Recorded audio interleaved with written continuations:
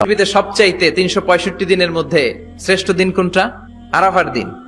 কোন দিন? কথা বলেন। হজে যারা গিয়েছেন আরাফার দিন দেখেছেন না? ইজহার আর রেদা পরে আমরা লাব্বাইক আল্লাহুম্মা লাব্বাইক বলি। এটা সারা বছরের মধ্যে শ্রেষ্ঠ দিন।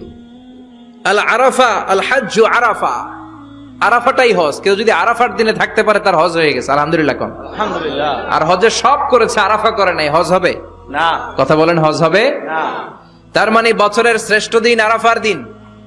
এদিন আল্লাহ এত সংখ্যক বান্দাকে একসাথে ক্ষমার ঘোষণা দেন, বছরের কোন দিন এত মানুষকে ক্ষমা করেন না।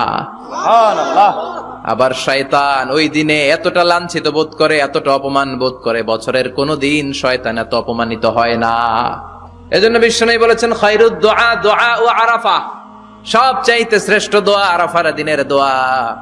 বিশ্বনবী বলেন আরাফার দিনে একটা দোয়া আমি করি, আমার আগে সব নবীরা এই দোয়াটা করতেন। দোয়াটা হলো লা ইলাহা ইল্লাল্লাহ ওয়াহদাহু লা শারীকা লাহ লাহুল মুলকু ওয়া লাহুল হামদু ওয়া হুয়া আলা কুল্লি শাইইন কাদির। সুবহানাল্লাহ পড়েন। সুবহানাল্লাহ।